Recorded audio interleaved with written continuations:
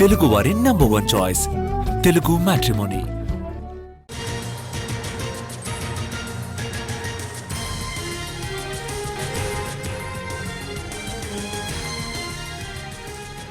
తెలంగాణ స్థానిక పోరులో బీసీ రిజర్వేషన్ల అంశం సర్వోన్నత న్యాయస్థానం ముందుకు వెళ్లింది.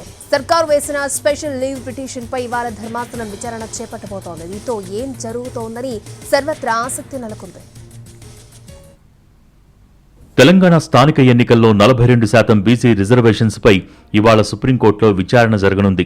హైకోర్టు ఆదేశాలను సవాల్ చేస్తూ తెలంగాణ ప్రభుత్వం సుప్రీంకోర్టులో ఇటీవల స్పెషల్ లీవ్ పిటిషన్ దాఖలు చేసింది. త్వరితగతిన ఈ కేసును విచారణకు స్వీకరించాల్సిందిగా కోరింది.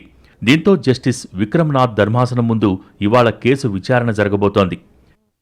జీవో నెంబర్ 9 ద్వారా స్థానిక ఎన్నికల్లో బీసీలకు 42% రిజర్వేషన్లు కల్పిస్తూ ఉత్తర్వులు జారీ చేసింది తెలంగాణ సర్కార్. అయితే జీవో నెంబర్ 9పై స్టే ఇచ్చింది హైకోర్టు. అదే సమయంలో అక్టోబర్ 9 నుంచి ఎన్నికల నామినేషన్ ప్రక్రియ కొనసాగించాలని నోటిఫికేషన్ జారీ చేసింది ఈసీ.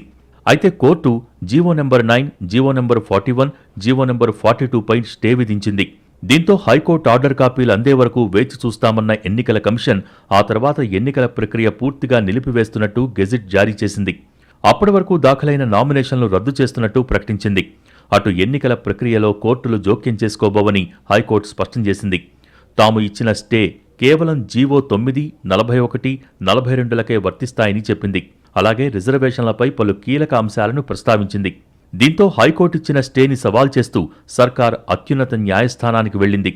ప్రభుత్వం దాఖలు చేసిన స్పెషల్ లీవ్ పిటిషన్పై సర్వోన్నత న్యాయస్థానం ఇవాళ విచారణ చేపట్టబోతోంది.